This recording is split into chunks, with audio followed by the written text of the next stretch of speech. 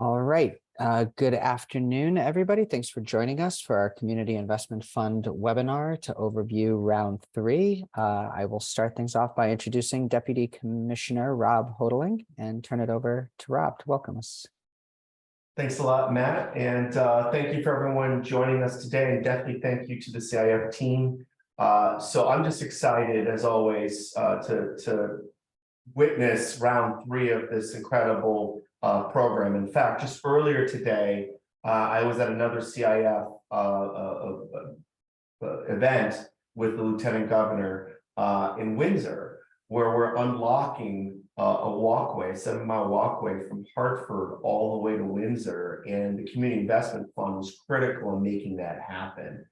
Just earlier, this week as well, there were other CIF events on Monday and then last week as well. So these are really critical to unlocking the economic development potential across the state. And again, I'm just so excited to have and be part of this round 3 and see all the incredible projects coming through so that we can continue to do great work and transform Connecticut. And again, this is a powerful tool coordinated with several other investments made under Governor Lamont's economic action plan, like brownfields and community challenge grants. So again, I really encourage you all to participate in this program. And again, thank you to Matt and the incredible CIF team for facilitating and administrating this great program. So thanks a lot.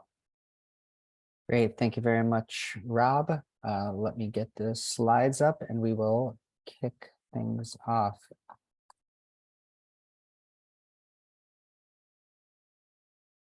Melinda just texted me. You can see this screen is sharing. Great. All right. So welcome, everybody. Good afternoon. I'm Matt Puglisi. I'm the director of the Community Investment Fund program at the Department of Economic and Community Development. And I'm joined by, besides our Deputy Commissioner, also Melinda Wilson, Assistant Director for the Community Investment Fund. We will be doing a, oh, sorry, Melinda. Just saying hi to We will be doing Q&A at the end. Please submit your questions through the Q&A module, but please wait until we get going. We'll probably answer a bunch of the questions during the presentation. The webinar is being recorded. We have posted last week's webinar. We'll also post this one on our website. So just in terms of level setting for everybody, this is a 5-year program with up to $175 million to be awarded each year, for a total of $875 million to be invested. There are 2 rounds of application each year. There will continue to be that. So this is the 3rd round. So including this round, there are 8 rounds remaining, 2 per year. Round 4 opens in October. And then really this timeline is going to remain roughly the same for the rest of the 5-year period. So you can build that into your calendars. May and October, thereabouts will be opening, and the application period is roughly open for 2 months.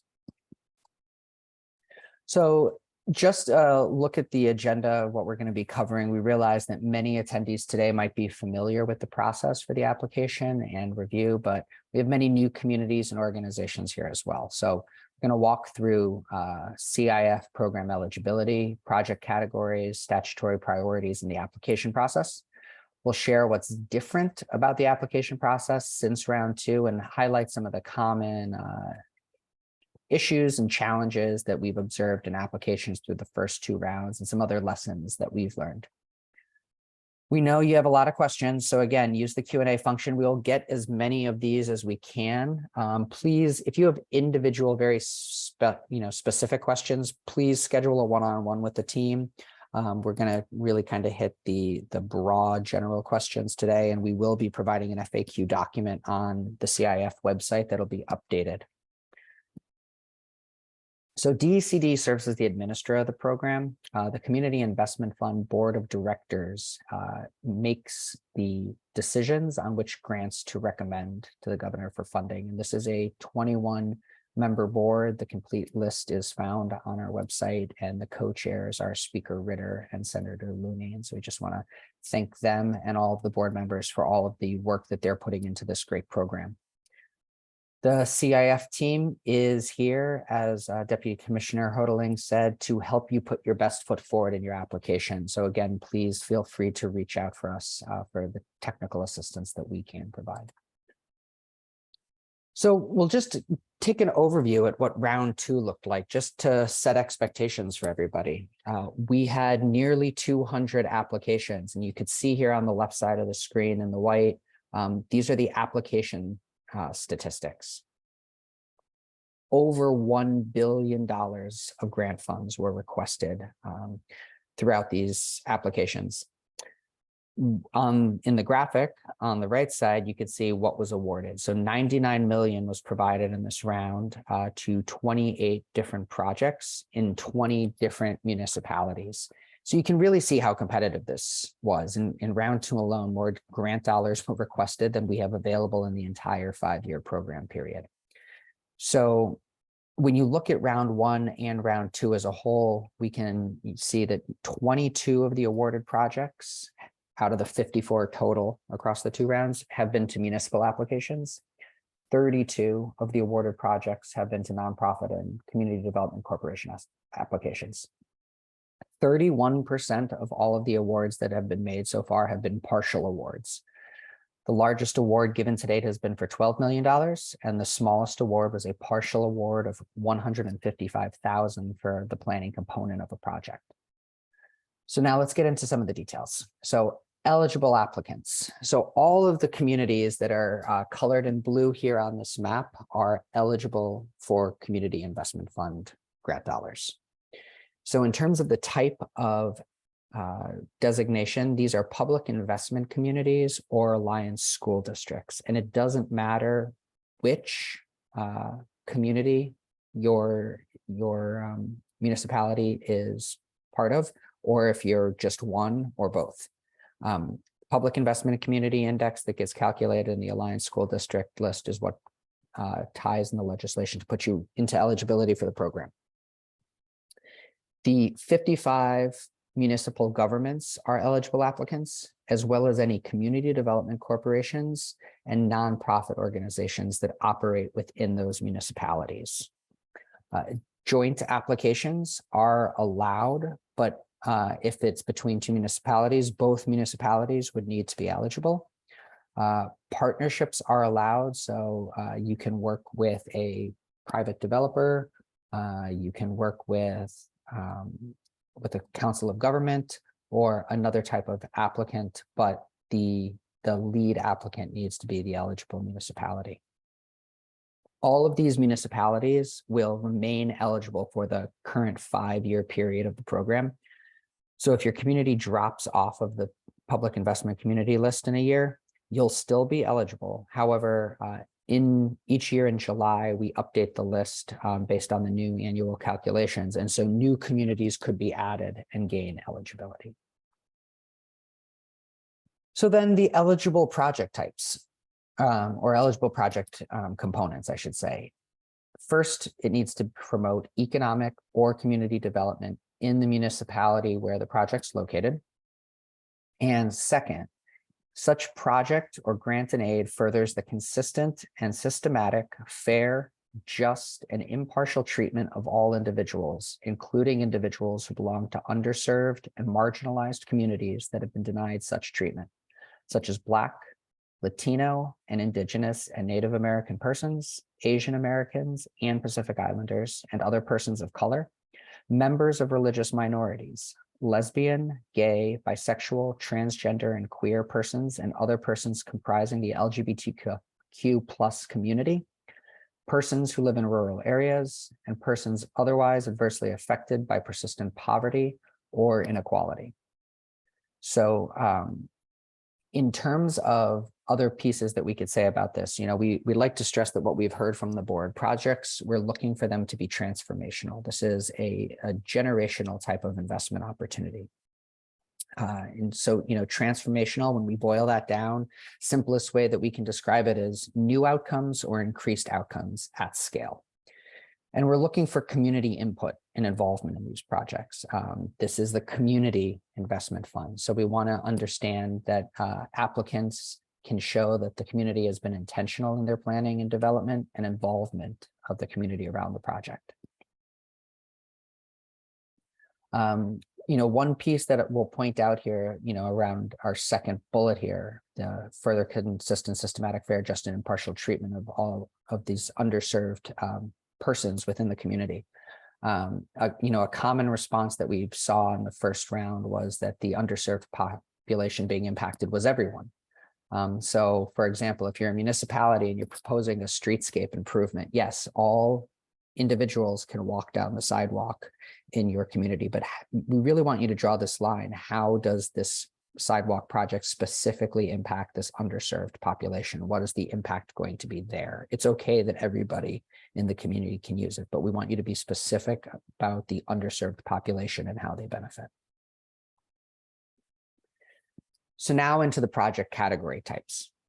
So there are 3 project category areas. So the first is capital improvements, and an eligible capital project includes a project that is going to be brownfield remediation, affordable housing, establishment or improvements to water and sewer infrastructure to support smaller scale economic development, pedestrian safety and traffic calming improvements, establishment or improvements to energy resiliency or clean energy projects, land acquisition, capital projects to construct, rehabilitate, or renovate buildings and structures, to facilitate home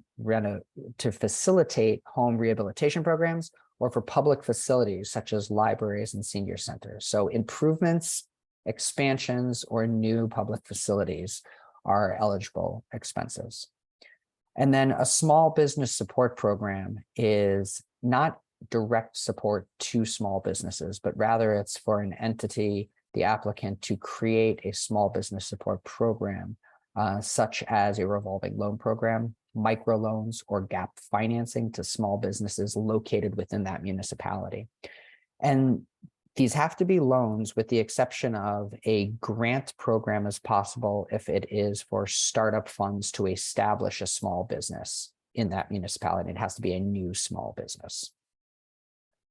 And then the third category, which is new this round, is a planning grant. And the planning grant, we're looking to understand what the end result is that the community is looking to better study and create a plan for.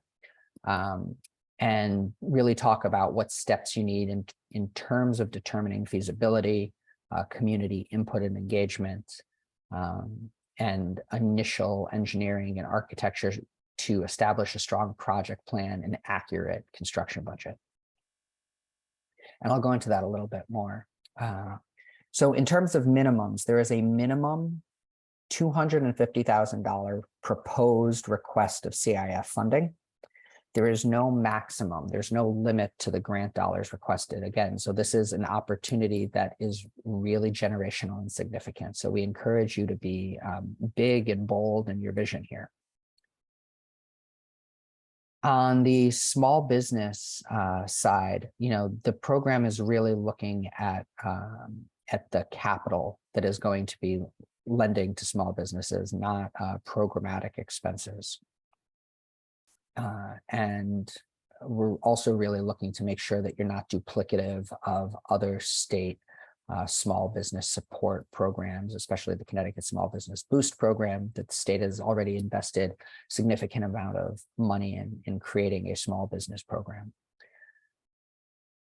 And overall, across all of these, there are no operational or programmatic expenses, such as staffing or rent or utilities that are eligible expenses as part of any of these projects. On the planning side, so this is a new grant category this round, and planning awards had been possible in the first 2 rounds through partial funding that was awarded by the CIF board. But the intention here from the board was a new grant category that was created for a flat amount of $250,000. It can be used specifically for certain eligible activities. And the goal of this award is to help an applicant get farther along in the process so that they can come back in a future round with a capital project request that's more shovel ready. So you kind of specifically, entities that have less capacity around grants and this type of project and want to really create a stronger project to bring forward. So it's really looking at the front end. So funds can be used for community engagement processes, feasibility studies, sustainability analysis, and planning, development of the project plan, conceptual drawings, and construction budget documents. On the feasibility and sustainability front, across the board through the first two rounds, the single largest category of request is for new public facilities for nonprofit organizations. And then right after that is expanded public facilities. So we're really looking to make sure that there is a feasibility for these facilities, that there's sustainability plans, because there are not community investment funds available to operate and keep these new facilities open. And we also want to make sure that applicants can quantify the impacts that are going to come from this project being completed. That's how we're measuring the transformation. So another change that we have here in round 3 is that there is a new minimum project budget amount. So the minimum project budget is $1.5 million. The minimum grant request is still $250,000. Just before it used to be that the minimum project was also $250,000. So that floor has been raised, and it's not about pushing projects away. It's really about encouraging applicants to think bigger and more impactful on their projects. Again, this is a transformational opportunity, a really generational type of investment in the community. So we're really encouraging applicants to be big and bold in the projects that they bring forward.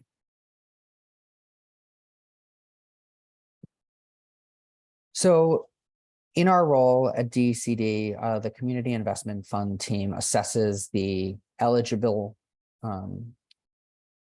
eligibility of applications, and we look at the project types. And then in our review, the statute allows for something called statutory prioritization. And so a municipal application that has one of these first 3 bullet points, implementing local hiring preferences, leveraging non-state funds, or a letter of support from one or more members of the General Assembly, those will give a municipal application statutory prioritization. For nonprofit organizations and community development corporations, an application that includes a project labor agreement or another employment proposal to employ ex-offenders or individuals with physical, intellectual, or developmental disabilities receives the statutory prioritization. Municipal projects also will receive it for that project labor proposal. So then DECD, as the administrator, we create executive summaries that summarize the project, their target outcomes and impacts, the underserved population that's serving, certify that they are eligible for the grant funds, and indicate any statutory prioritizations that apply on this executive summary. In our review, we also review how the project aligns with the state's economic action plan.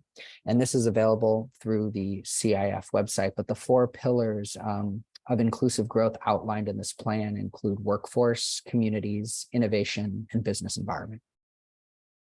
And then DECD also looks to evaluate how proposed projects follow DECD best practices and represent an efficient use of taxpayer funds. So what does that mean? So these are projects that are shovel-ready, projects that are leveraging funding, and that leveraging of funding is non-state funding, a realistic and comprehensive budget, limiting soft costs, and a realistic and comprehensive project plan. So we assess shovel readiness, but shovel readiness based on the authorizing statute is not a requirement for projects. So the more shovel ready that your project is, the better that it reflects on your project. But again, it's not a requirement. And when we look at shovel readiness, I mean, just some things to be a little bit more specific. We're talking about construction documents at 40%. We are talking about site control, permits in hand, zoning approvals. In terms of soft costs, again, limiting soft costs is the DECD best practice, but through the operation of this program, soft costs can be paid with CIF grant funds, which is different than other DECD grants. We are using 15% of the budget as the kind of the line in terms of what constitutes limiting soft costs. For small business support programs, again, there's already the Small Business Boost program being run by the state. So we're looking for programs that are not duplicative of this. So you are the experts in this area. So where can you find gaps that exist in this environment? That's the place to make a compelling application. You know, I would say that we've had a very small amount of applications come in under this program area through the first 2 rounds. And there's been 1 project that's been funded in the small business support program area. So the next couple of slides are things that I would just want to stress to potential applicants that do apply to community investment fund awards, because there was some sense that maybe they didn't at the beginning because the process and the mechanism is so different than other state of Connecticut grants. So the first is the Connecticut Environmental Policy Act. And the core purpose of the Connecticut Environmental Policy Act, or SEPA, is to provide a public process for state agencies to identify and assess the extent to which their proposed actions may potentially affect the environment and to evaluate alternatives to avoid or minimize such impacts. And a key component of this assessment process is the public's opportunity to review the proposed state action. So these links are provided on the application page, and we encourage you to look at that, you know, because as we are assessing your shovel readiness, we will be looking to see if your project is potentially subject to SEPA scoping, which could impact the timeline of the project being able to move forward. And then the State Historic Preservation Officer, SHPO, is responsible for administering a range of federal and state programs that identify, register, and protect the buildings, sites, structures, districts, objects that comprise Connecticut's cultural heritage. And the state must consider the effects of these actions on historic structures and landmarks. So the State Historic Preservation Office review of projects is also something that is relevant and required under the Community Investment Fund. So we are asking that all applicants complete a SHPO project review cover form if you have not already received a letter from SHPO for the funded project. If you have received a letter from SHPO with the SHPO determination, please provide that letter in your application materials. Again, this review process is something that could impact the timeline of your project. It could impact the budget of the project. So it's something that we're taking into account as we look at DECD best practices and assessing shovel readiness. And then the third piece is prevailing wage. And the language that we have up here is the language that has been available in the FAQ document through the first 2 rounds, but we just want to really highlight that prevailing wage does apply to CIF funded projects. These projects come through DECD, and so just like other DECD grant programs, the CIF grant awards are subject to the same requirements around prevailing wage. So a public works project that is financed by the government for the benefit and use of the general public can be classified as a building, heavy, highway, or residential, and applies to rehabilitation, refinishing, refurbishing, alteration, or repair, where the total cost of the work performed is more than 100,000 or more than 1 million for new construction. So we advise you to reach out to the Department of Labor Mary Toner is the contact here, and we have this information available in the slide. It's also in our FAQ document for a formal determination of the applicability of prevailing wage rates for your project. But we'll be checking to ensure that you have gone through this process to ensure that you have a realistic and comprehensive budget for your project. Otherwise, that could result in a budget gap. And to be clear, once the Community Investment Fund grant is awarded, it's not just something that we can adjust your award because you forgot to take prevailing wage into account. So there are a lot of attachments that can be included. You really want to provide us with all documentation that is going to help communicate where you are in your project process, the impacts of your project, its shovel readiness, its viability. So any relevant studies, construction documents, plans, please, all of this is something that you can include. But we just want to highlight a couple of required documents. So for municipal applications, the municipal certification to request funding, and the municipal certification of eligibility for discretionary state funding. And on that point, if you need to request a waiver from OPM, please do that sooner than later, because in the past we've been receiving waiver responses from OPM after we've completed our initial review, and we don't want that to reflect that there's an administrative issue on your application, whether or not it's actually able to move forward and accept state funding. For all applicants, again, the State Historic Preservation Office project notification form or a previously received letter of determination, the CIF budget template. We have updated this, so please use the latest budget template that outlines sources and uses at a high level. But we also ask you to include your own detailed project budget. This can be in your own format. And then any other document that you want to include, you are welcome to include. So in terms of our review process, I touched on this at a high level. DECD goes through and we create executive summaries for each project, summarizing eligibility, outcomes and impacts. We assess statutory prioritization, the state's alignment with the state's economic action plan, DECD best practices, and we highlight any other strengths or weaknesses associated with the project. We provide these executive summaries and all of your application materials to the CIF board. They have these materials and they meet and recommend projects to the governor for funding in each round. The governor then reviews the recommended applications and issues his final recommendations to the State Bond Commission. And then the State Bond Commission finally approves projects.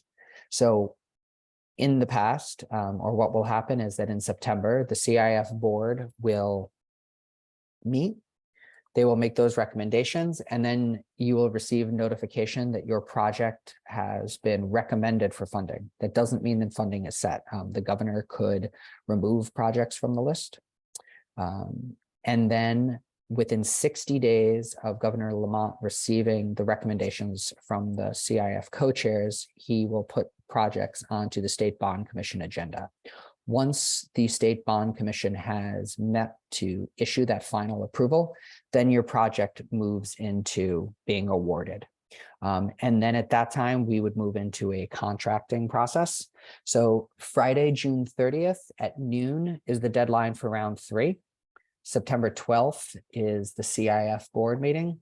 And then we would expect sometime, no earlier than early November, the State Bond Commission would meet. Last year in the fall, the State Bond Commission meeting with CIF projects was in December. And so I'm laying this out as well so you understand the timeline for response from us, but also so you understand the timeline for being able to access CIF funds as you're looking at your own project timeline. So Once we have the approvals, it's going to be another, approximately 2 to 3 months to contract for your project. Sometimes it could take longer depending on where you are. So it will be some time before you're able to access funds here from round 3. If your project is not recommended for funding, DECD will follow up. We will notify you of that. We will provide you with the executive summary that was prepared. You can come back to CIF in future rounds for additional funding, even for the same project. And you could also receive partial funding.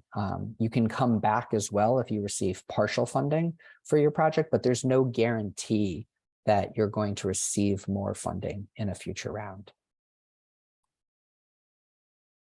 So how to apply? So as of yesterday, we posted the notice of funding availability, application instructions, an initial FAQ document, Word versions of the applications on the CIF website.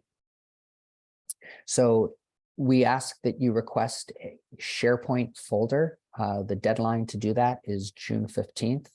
You will put all of your attachments into your SharePoint folder.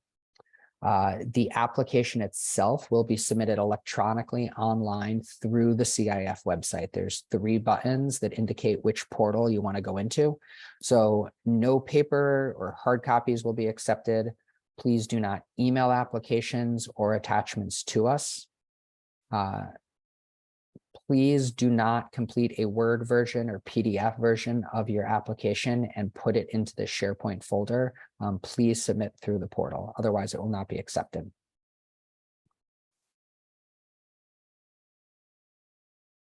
Oh, sorry about that. So, reapplication process. In round 3, we are asking that all new applications and any reapplications from round 1 or 2 be submitted through the portal. So that abbreviated process that you might have used if you reapplied in round 2 is not the way that we're going. We really want to make sure that applications are all up to date, and there's been a couple of changes and adjustments to questions. We want to make sure that all applications have the same ability to answer this and address it and update their project. Please update any attachments if you're reapplying. That's your project timeline. Let us know about any changes to the scope, funding sources, or any other project elements. Please very specifically update letters of support from elected representatives, your General Assembly members or your municipal leaders. As the program has evolved, and so has our legislators' understanding of the program and their role in this. So we want to ensure that the letters of support are accurate and represent the elected officials' current projects that they're supporting.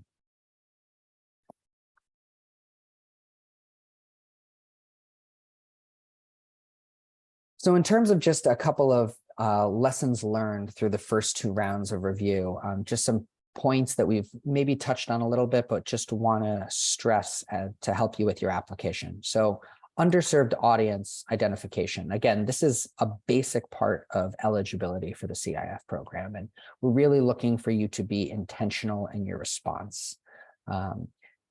Just stating that your community is eligible for CIF means that you have an underserved population isn't being intentional enough about the way that your project is going to impact the population.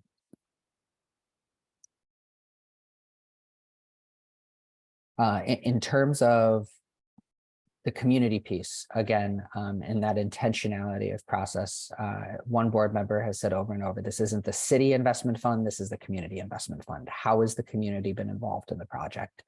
And so when we're looking at the questions, when you're looking at the questions about involvement of the target population, we're looking for the intentionality of your process. And there's not a right or wrong answer here. We're not asking you to have expensive or fancy processes involving consultants and surveys, but they can be. They can also be simple and community-driven members. And again, this is important because we're trying to assess how the proposed project is going to have the intended impact on the target population and the challenges that face the target population and your community. Transformative projects. We say transformative a lot. And again, that's new outcomes or increased outcomes at scale. So think about this when you talk about what your organization or municipality is currently doing and what the project will do, how you define success. So when we're asking you about your outcomes, this is an opportunity to talk about what your current outcomes are and how this project is going to change the outcomes. And programmatic expenses, a workforce training program, after-school tutoring program, childcare program, all of these are community development and economic development projects that can have a great impact on your community. But while they can have a transformative impact on an underserved population, we're not able to fund operating expenses. So you can fund the construction of a workforce training facility, but not the operating expenses for it. And we've had that problem, consistently through the first two rounds. So we really encourage you to read the notice of funding and read the frequently asked questions very thoroughly as you're preparing your application. And that is the end of the presentation. So you can submit questions to Community Investment Fund at ct.gov on a regular basis. Don't make it too regular. You can also schedule a one-on-one 30-minute meeting with CIF staff members, and we can discuss your project. And we can open things up, Melinda, to any questions that were submitted in the chat. We've had a busy chat session while you were giving the presentation, Matt. Our first question, how do you define new business from the small business grants or loan program? A new business would need to be either a business that it could be a second location, but they're opening a new location in your municipality. They could open a new location and have a second location within your municipality as well. That would be possible. Can you please talk a little bit about additional rounds of CIF? Sure. There are 2 rounds per year. So round 4 will open at some point in October of 2023. Round 5 will be May of 2024, and so on and so forth. 2 rounds per year. So, I mean, one of the things to stress with that is this is not something that you have to apply for this current round if you're finding out about this for the first time. This is an opportunity to start having conversations and brainstorming with your community, with your municipal leaders, with potential partners, and coming to the table for round 6 with a really exciting transformational project. Okay, it looks like this is the last call for questions. We have answered them all, Matt. Wow. I know. Everyone was busy asking questions during the presentation, which was great. One thing that I want to stress that I don't know if we covered or not, but on the planning grant, because I forgot to mention it when we were talking about it, there is not the $1.5 million minimum project budget that does not apply to the planning grant. Okay, so we have a question here about is CIF funding eligible for purchase of a building? Yes, purchase of land or of a building is an eligible use of CIF funds. Okay, looks like we can give everyone some time back today. That's great. Thank you very much, everybody, for joining us. And we appreciate you taking the time. Have a great day.